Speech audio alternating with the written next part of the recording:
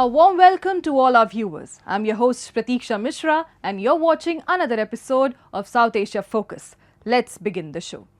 Indian Prime Minister Narendra Modi's visit to the Maldives marks a pivotal moment in India's diplomatic outreach, reinforcing the special bond between the two nations. From key infrastructure projects to shared goals in maritime security and regional stability, the visit highlighted a growing convergence of interests. As both countries celebrate 60 years of diplomatic ties, this renewed partnership signals continuity, deeper cooperation, and India's enduring commitment to its neighborhood first and Sagar visions in the Indian Ocean region. India and the Maldives have long shared a close partnership rooted in geography, history, and mutual interest. That relationship took another significant step forward as Prime Minister Narendra Modi concluded a landmark visit to Malé, a visit that not only marked his third to the island nation but also became the first by any foreign head of government under President Mohammad Muizzu's administration. The visit came on the occasion of the Maldives' 60th Independence Day, with Prime Minister Modi honoured as the chief guest during the celebrations in Malé. The event was rich in symbolism and substance, a clear affirmation of the growing trust and strategic convergence between the two nations.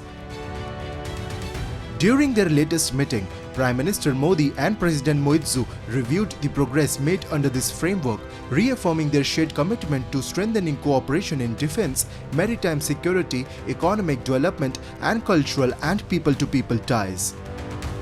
Several key projects were inaugurated and agreements were exchanged to further deepen this partnership.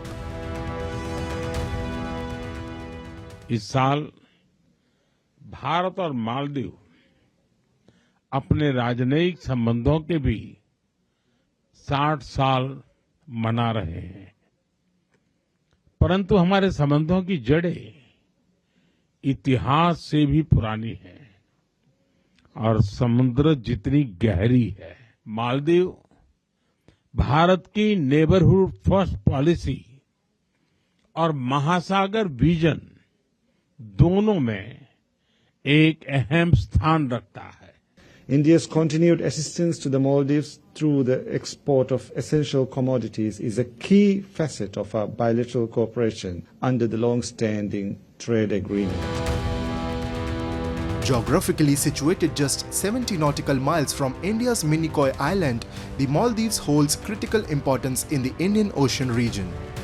This high-profile diplomatic engagement builds upon President Muizzu's state visit to India in October 2024, during which the two countries adopted the India-Maldives Joint Vision for a comprehensive economic and maritime security partnership.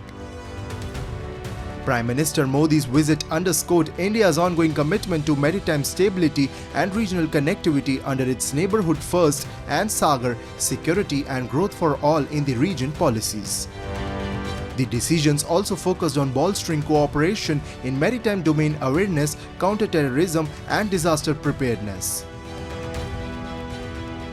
Our Prime Minister has very clearly said that for India, in Indian diplomacy, neighbourhood first policy is something very, very important. And amongst the neighbourhood first policy, he has said very clearly that Maldives occupies a special place. So we have continued to cooperate with Maldives, and we continue to develop our ties in all areas, whether it is political, developmental assistance, trade and economic relations, people-to-people contact, cultural, and I would say that we have a very strong relationship. India's development partnership has become a cornerstone of its engagement, with Maldives playing a transformative role in the island nation's infrastructure landscape. From the landmark Greater Malé connectivity project to critical initiatives like the Addu airport upgrade, India's support has been instrumental in reshaping the Maldives' future and driving sustainable growth. The Greater Malé connectivity project, which is the largest infrastructure project that the country has ever seen, is being completed. We are hoping that it will be completed sometime next year, and the Addu airport upgrading and the Addu water and sewerage and the roads and the Hankede bridge project, they are all on schedule and proceeding well. The only projects that we see ongoing in the last 2 years in the Maldives has been those that have been undertaken by India and with the generous assistance of Indian government. The Maldivian people are indeed grateful. The successful conclusion of the Prime Minister's visit is expected to provide fresh momentum to bilateral ties, with both nations agreeing to further institutionalize cooperation and maintain the high frequency of exchanges that has marked the diplomatic engagement in recent years. This visit reaffirms the central role of the Maldives in India's regional strategy and sends a clear message of continuity and collaboration between New Delhi and Malé in shaping peaceful, prosperous Indian Ocean neighborhood.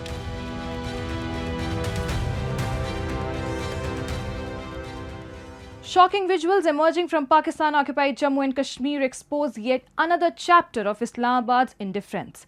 In Muzaffarabad's Bandi Mir Samdani, floodwaters have submerged entire neighborhoods following heavy monsoon rains, yet not a single official has stepped in to help. This crisis is not just natural, it's political.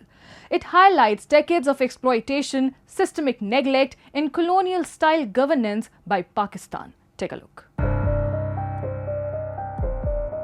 Pakistan's deliberate neglect and colonial-style exploitation of Pakistan-occupied Jammu and Kashmir have once again come to light, this time through floodwaters. Following days of relentless monsoon rains, the residents of Bandi Mir Samdani in Muzaffarabad are wading through knee-deep stagnant water. Entire neighborhoods are submerged, shops are ruined, and homes have been turned into flooded shelters.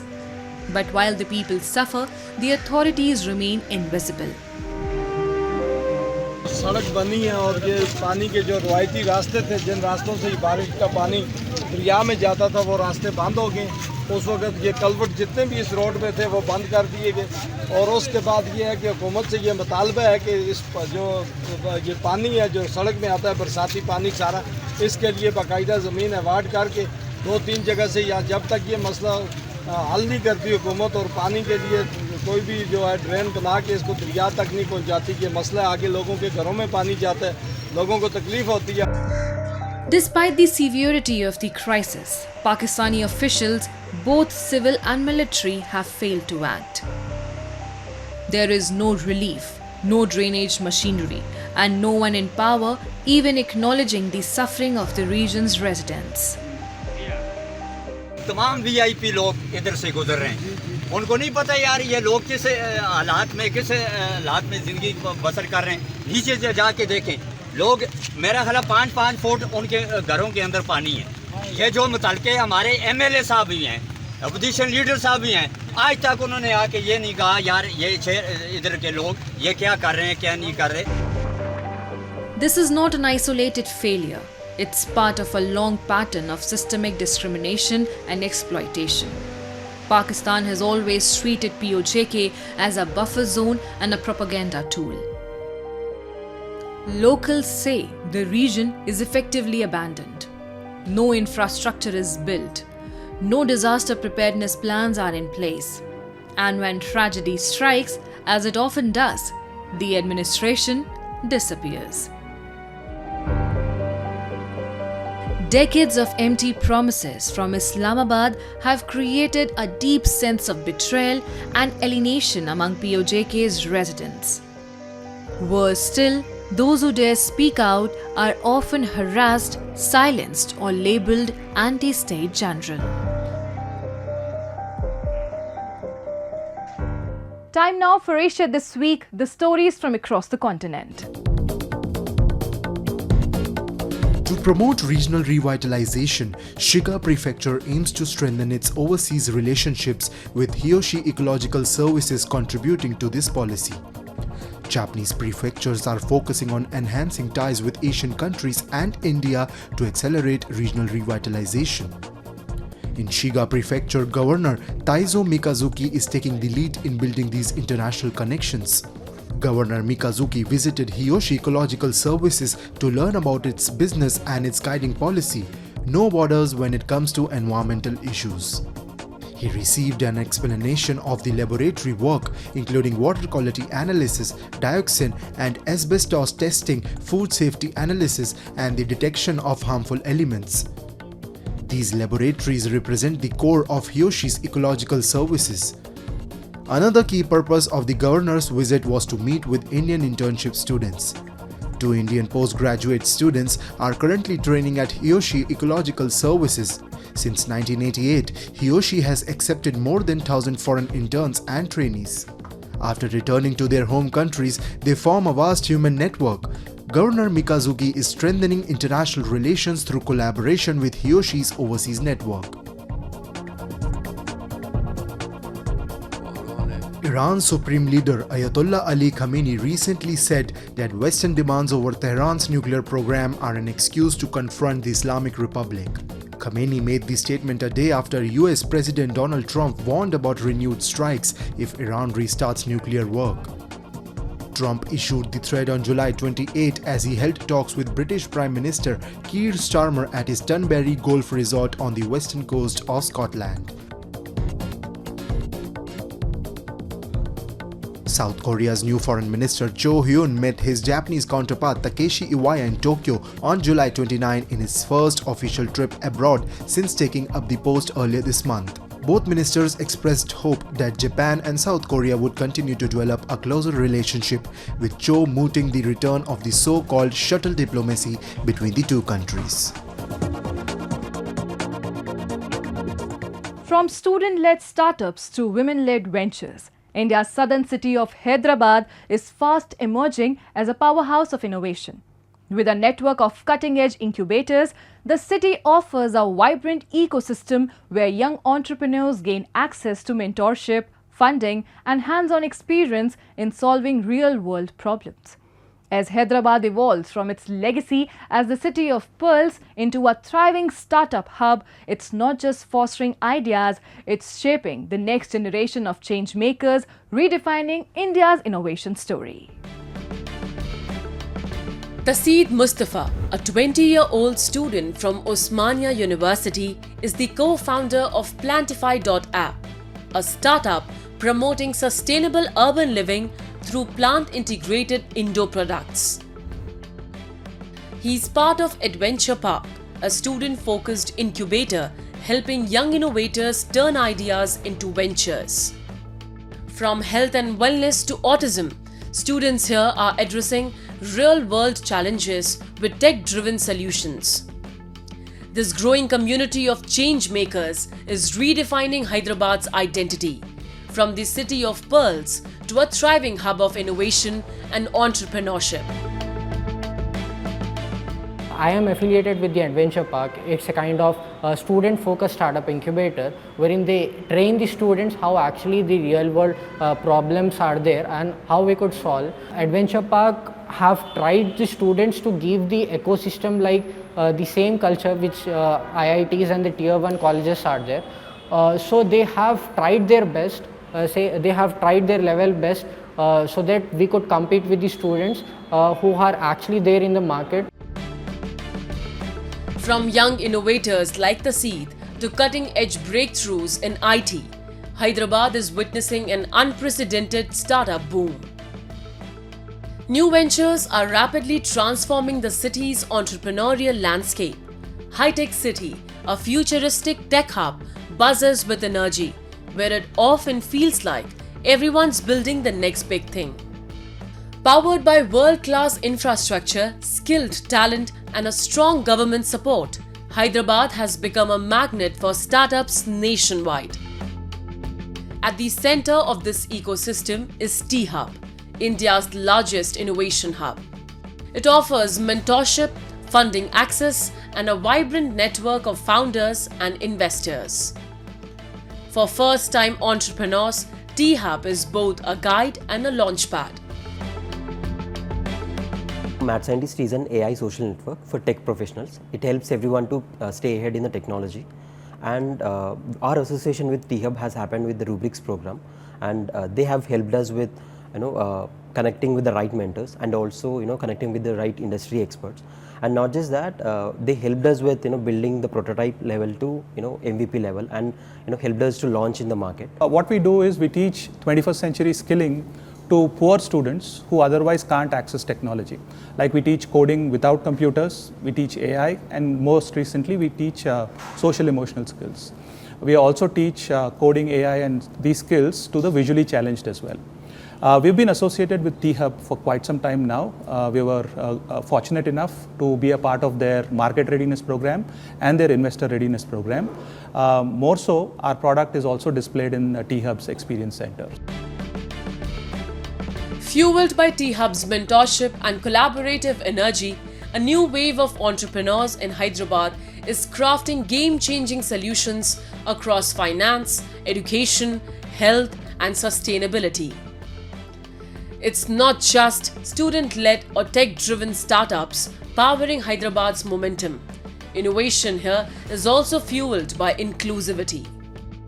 State-led incubators like WB Hub are championing women entrepreneurs, offering a supportive ecosystem where aspiring and established founders connect with corporates, refine their ideas with expert mentorship, and scale their ventures with confidence. WB Hub is India's first state government-led organization established to support women entrepreneurs, both from urban and rural communities. What does that mean? From urban founders, which are, you could be tech, non-tech founders, you can come to us at idea validation stage right up until IPO. We provide structured pre-incubation, incubation and acceleration programs that take you through a journey where you will have access to tools and resources such as mentorship, funding and other specifics that will help you be on your journey. With women-led initiatives and accelerators spanning health tech to agri-tech, Hyderabad isn't just nurturing innovation, it's building the launchpad for it. As India rises as a global innovation hub, Hyderabad city is both blueprint and beacon. As monsoon showers bless the land, a deeper spiritual current stirs across India. The sacred month of Sawan, dedicated to Lord Shiva, is being celebrated with profound devotion and ancient rituals. On the third Monday of Shravan, temples across the country echoed with the chants of Om Namah Shivaya as lakhs of devotees offered prayers to the destroyer and transformer Mahadev. Take a look. The holy month of Sawan, also known as Shravan, holds a special place in the hearts of millions across India. Marking a season of renewal and devotion, this period is dedicated to Lord Shiva, the cosmic destroyer and regenerator. At dawn, the revered Mahakaleshwar temple in Ujjain shimmered in the glow of oil lamps and the fragrance of incense. The temple witnessed the iconic Bhasma Aarti, a timeless ritual where sacred ash is offered to Lord Shiva. Devotees seated in silence were visibly moved as priests performed the Aarti, every flicker of flame narrating stories of devotion. बहुत अच्छा अनुभव हुआ, बहुत अच्छे दर्शन हुए, बहुत भीड़ थी, लेकिन भगवान की कृपा थी, सबसे आगे बैठने का मौका मिला और बहुत बढ़िया, बहुत अच्छा ये अरेंजमेंट था, बहुत अच्छा लगा. As temples' bells tolled and conches blew across cities and villages, the spiritual rhythm of Sawan grew stronger. In temples nationwide, devotees offered bay leaves, milk, honey and water to the sacred Shivalinga, the symbolic form of Lord Shiva. In Ayodhya, thousands bathed in the Saryu river before heading to the ancient Nageshwar Nath temple, where the Jalabhishek ritual began before sunrise.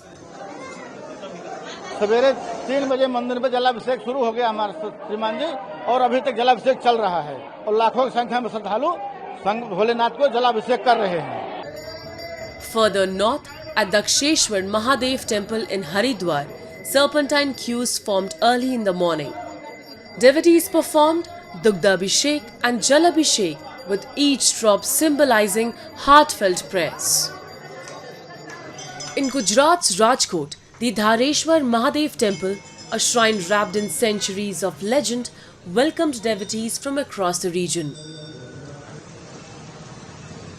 यह धारेश्वर मंदिर प्राचीन मंदिर है। यहाँ माना जाता है कि आप दिल से दर्शन करते हो, महादेव जी आपकी सारी इच्छाएं पूरी करते हैं। In Prayagraj, the celebration of devotion took a floral turn. The city administration showered flower petals from the skies over Dasashwamedh Ghat, Mankameshwar temple and the famed Lete Hue Hanuman temple. The holy month of Sawan is a time of deep devotion to Lord Shiva. But it's not just about temple visits and rituals. It's also the time of the Kawar Yatra, where lakhs of Kawariyas walk barefoot, carrying water from the Ganga to offer it to their beloved Bholenath. Across India, Sawan brings together spirituality, tradition and unmatched faith. From temple bells to stormy skies, the spirit of Lord Shiva flows through the month of Sawan. And with that, we come to the end of this week's episode. See you next week. Till then, goodbye and take care.